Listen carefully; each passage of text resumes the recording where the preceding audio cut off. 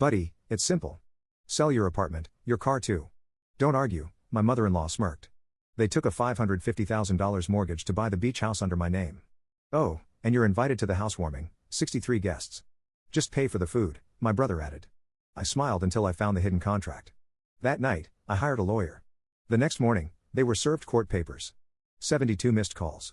Mom cried, siblings begged, and Dad called nonstop. My name is Nathan, and I smiled while they lost everything. Buddy, it's simple. Sell your apartment, your car too. Don't argue, my mother-in-law said, her voice smooth, almost amused. I stood in the middle of their oversized kitchen, marble counters glowing under the afternoon light, the smell of lemon cleaner mixing with her expensive, cold perfume. The papers were already signed, the mortgage, $550,000, approved for the beach house in my name. Across the table, my brother-in-law, Michael, scrolled through his phone like none of this was unusual. Oh, and you're invited to the housewarming, he added without looking up. 63 guests. Just cover the food. I nodded, my jaw tightening slightly, the smile holding. They had built the entire purchase on me, my credit, my name, my stability, and now they stood there, turning it into an afterthought, a convenience. For years, I was the safe one, the steady one. When Stephanie, my wife, racked up credit card debt, I paid it quietly, without reminders. When her parents needed help with property taxes on their second home, I wired the money. When Michael's business fell apart for the third time, I co-signed his new loan, the only option, they said, because I had the credit and clean record. They never said, thank you. They said it was family. Family, I learned, was their word for obligation. I used to tell myself it was love, that they leaned on me because I could bear it. But standing there, hearing them assign me another bill like assigning someone to take out the trash, I saw it fully for the first time. They didn't forget me, they erased me. I used to believe I was part of them. When Stephanie and I married, I thought I was marrying into a family that cared. Her mother kissed me on the cheek at the rehearsal dinner and whispered, "You're one of us now, Nathan." It felt real back then. I was young, steady, and patient. That's what they liked about me. I was the one who would always stay calm while others broke down. The first time Michael called for help, it was small. His car had broken down, and the repairs cost more than he had. Stephanie called me late that night, voice soft, persuasive. "He just needs a little help, Nate. You know how hard he's trying." I wired $1,200 before sunrise. It was supposed to be a one-time thing. It never was. That year, Stephanie left her job, saying it was temporary to help her mother manage some family affairs. I carried both of us while she regrouped. Her parents praised her sacrifice, as if quitting work was an act of nobility. Months became years. Michael's second request was larger, a failed investment, $8,000 this time. "He's your brother, too, Nate," her father said, like a commandment. When Stephanie's health scare came, they needed help with medical bills, insurance issues. I dipped into my savings again. No one asked how much I had left, they assumed it was infinite. I worked longer hours, quietly, efficiently. I sold my old car to cover Stephanie's credit card balance when her online boutique collapsed. I canceled my gym membership, my weekend trips with college friends, and the few pieces of life I kept for myself. Whenever I hinted it was becoming too much, Stephanie would smile that fragile smile, reach for my hand, and say, "You're so strong, Nathan. Not everyone has your strength." Strength. That was their word for silence. When Stephanie and her husband, Robert, decided to buy the lake cabin, they came to me, not for advice, but for my signature. "You're the only one with the credit score for it," Robert said. "Technically, it's just paperwork. You're not responsible." I signed. Then came Michael's third business, a startup with no business model. He needed a cosigner for $45,000. Stephanie whispered at night, "He just needs this one chance. He'll make it work this time. He's family, Nathan." I signed again. I always signed. I didn't want to watch them fall. I wanted to believe that one day they'd stand on their own. But they never did. They didn't have to. They had me. The phone calls became patterns, the late-night requests, the emergencies, always emergencies. When my father passed last year, they barely noticed. Stephanie sent flowers. Michael texted a thumbs up under my funeral post. I handled the estate alone. Stephanie stayed behind to help her mother plan renovations for the beach house. That's when I first started noticing it, the way they spoke about the house like it was already theirs. When we finally get the beach place set up. When we host the summers. Once we expand the deck. They never said we as in Stephanie and me. It was we as in them. When Robert invited me to lunch that fall, he slid a folder across the table without much ceremony. "It's just paperwork, son. It'll make things cleaner with the mortgage company. You're stable." They like stability. I glanced at the first page, my name, the full loan balance, sole responsibility, no co-signers. I should have refused, but I nodded because by then I was too far in to pull back. I signed, and they smiled. They always smiled. I wasn't looking for it. I wasn't searching for secrets or trying to uncover anything. I had already surrendered to the weight of it all, the endless favors, the mounting debts, the quiet burden I carried because I told myself that's what family meant, that's what love required. But sometimes the truth doesn't wait to be found. It sits there, patient, waiting for the moment you stumble across it. That night, I was looking for the lease documents for my car. The lease was ending, the payments coming out of my account for months, though Stephanie's brother, Michael, had been driving it exclusively, another silent arrangement, another quiet debt. The filing cabinet was overstuffed, papers jammed into each drawer without order, bills, old insurance forms, receipts. And then, something else, a beige envelope, no label, no stamp, no markings. I almost skipped past it, but something paused me. I slid it open, my hand steady, my breath even, but the air seemed to shift, heavier, thicker. Update.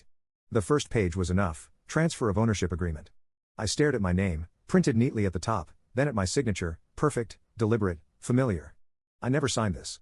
The house, the beach house, the one purchased under my name, the mortgage I carried, the payments that drained my account every month while Stephanie's family sipped cocktails on its deck and called it our summer home. According to the contract, I had voluntarily transferred full ownership to Stephanie's parents. The ink wasn't even fully dry. Notarized stamps, witness signatures, full legal transfer, filed, processed, registered. All of it forged. All of it planned. The mortgage was still in my name, but the property was theirs. What came next was obvious: sell the house, take the profit, leave me with the debt.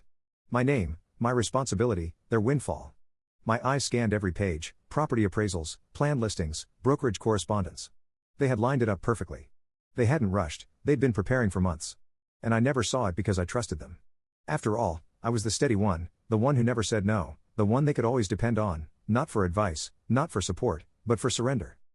The full weight of it pressed down in that small, silent room. They hadn't forgotten me. They had erased me. At 1:14 a.m., I called Matthew, an attorney I had met over a year ago at a financial conference.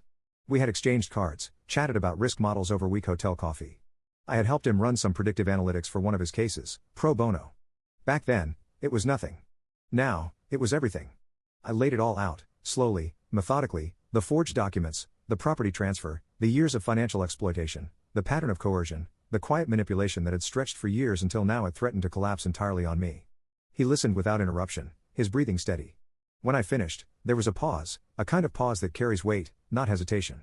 They were smart, Matthew said finally, but not smart enough. I closed my eyes. We can fight this? I asked, though I already knew. We're not going to fight, he said. We're going to dismantle them. I nodded. For the first time in years, I slept deeply, fully. The legal motions were filed within 36 hours: forgery, fraud, identity theft, unauthorized transfer of property, conspiracy, civil damages, criminal referral. By sunrise, the paperwork was being served. The first call came at 7:42 a.m. Stephanie, baby, what's going on? I just got a call from Michael. I didn't answer. By 8:15, my phone buzzed again, this time her mother, Nathan, buddy, this is just a misunderstanding. Let's not escalate things. Let's talk. I silenced the call. At 8:36, Michael texted, come on, man, we can fix this.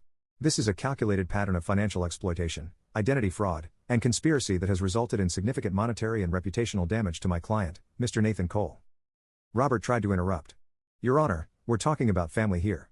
Emotions got mixed, papers might have. The judge raised his hand. Sir, you will not speak unless addressed, and you would be wise to let your counsel do the talking. The evidence here is considerable. Stephanie kept her head down. She hadn't looked at me once. Her mother's smile was thinning, cracking at the edges. Michael tried to glance my way, almost searching for some trace of the man I used to be, the one who always forgave. He didn't find him. That man no longer existed. The financial audit stripped them bare. The shell accounts Robert had hidden beneath corporate umbrellas, frozen. The second mortgage Michael had pulled illegally under my name, voided. The offshore transfer Stephanie's mother had quietly arranged to secure a safety net was reversed. The false property transfer for the beach house, nullified, returned to my full legal ownership. And the debts, all of them, reassigned appropriately under their names. Civil penalties multiplied, fines stacked. But none of it stung them like what came next, the criminal referrals. Forgery, wire fraud, and financial elder abuse statutes applied retroactively due to forged co-signatures involving my late father's estate. Robert's attorney negotiated, offered settlements, apologies, and promises to correct everything. The DA declined. Intent mattered, and they had left too much of it in writing. Don't destroy the family over paperwork. Then another, we're still family, bro. We've all made mistakes. At 9:02, her father tried, you're making a mess you can't undo, son. You're emotional right now. Calm down. Let's sit down and resolve this as adults. But I was calm calmer than I had ever been, because for the first time, I saw everything for what it truly was. They never loved me. They loved my stability, my credit score, and my ability to absorb their mistakes. They assumed I would always carry it, that I would break quietly, as I always had. But I wasn't breaking. Not anymore. By noon, 72 missed calls sat glowing on my screen. Their desperation grew thicker with every message. Stephanie's mother left long voicemails, crying. Her father's tone shifted from patronizing to pleading. Michael's texts became shorter, harsher, panicked. "You're ruining everything. Do you even know what you're doing? You're blowing up the whole family." Yes. Yes, I did. And I wasn't finished yet. The court motions triggered immediate financial freezes. The brokerage accounts they intended to funnel the house sale profits into were frozen pending investigation. Bank accounts reviewed, credit lines suspended, fraudulent documents flagged and invalidated. The house, legally locked under litigation, is unsellable, untouchable. Matthew worked quickly, efficiently. He found more than I expected, years of quiet transfers, hidden transactions in my name, quiet manipulations that had grown bolder each time they succeeded. I was no longer holding the weight for them. Now, they were standing naked before the weight of their own making. The silence from my end terrified them. I said nothing, no explanations, no justifications, no more calls, no more compromises. They were used to my voice smoothing the edges of their recklessness, but now there was only my silence. And my silence weighed more than any words ever could. The first court date arrived faster than they expected. They came dressed for war. Stephanie sat beside her father at the long mahogany table, pale, eyes darting. Her mother wore that same cold smile she used during holidays, the one to mask guilt as graciousness.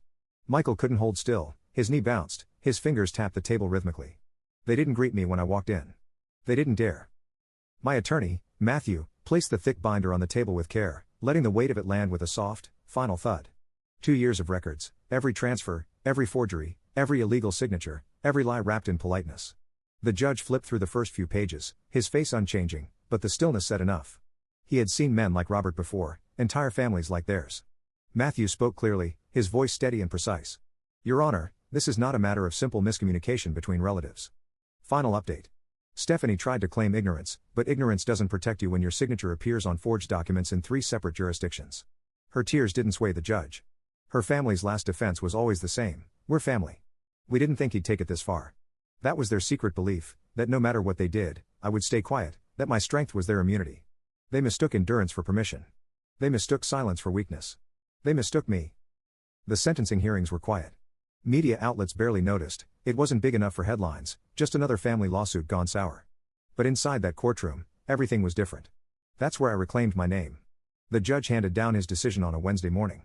The air smelled faintly of stale coffee and disinfectant, light filtering through tall windows in pale stripes across the wooden floors. "The defendant's actions demonstrate a pattern of calculated deception," he said, voice low, steady. "The plaintiff is awarded full compensatory damages, full property ownership, and punitive damages by state and federal statutes." He paused, looked directly at Robert. "You exploited this man's trust for years. You mistook his decency for surrender. This court does not." The gavel dropped, and with that single sound, clean, sharp, final, it ended. Outside the courthouse, the sky was overcast. I didn't wait for them to leave. Michael was already being led into the transport van, wrists cuffed, head lowered. Robert stood on the steps, his attorney speaking quietly into his ear, trying to soften the inevitable. Stephanie's mother was crying, not from guilt but from public humiliation. Stephanie stood a few feet away, her face hollow.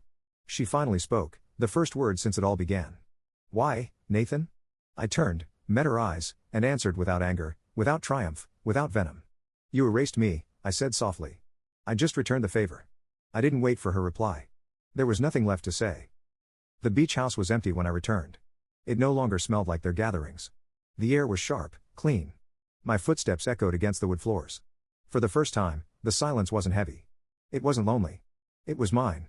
The fraudulent mortgage had been discharged, the title fully cleared, the weight gone. The financial settlements restored what they had drained for years. My accounts were mine again, my credit restored. But none of that mattered as much as what I felt standing there: control. After years of carrying them, after years of bending so they could stand taller, I stood alone, and I stood straight. This house was never meant for them. But now, finally, it was no longer theirs. It was mine. The house was quiet now, not empty, quiet. The kind of quiet that didn't accuse or wait or judge, just stillness, clean. The wind moved through the open windows, carrying the scent of the ocean into the wide living room. Sunlight stretched across the hardwood floor, warm and steady. I stood there for a moment, breathing it in. This was mine, not because I fought for it, but because I stopped surrendering. I changed the locks that morning myself. The locksmith offered, I refused. I needed my hands on the metal, on the weight of each turn, each new beginning. The old keys sat on the counter, useless now. Their voices no longer echoed here, no demands, no thinly veiled requests wrapped in guilt, no soft manipulations hidden behind family dinners and empty smiles. No more "you're the strong one." I was never strong because they said so.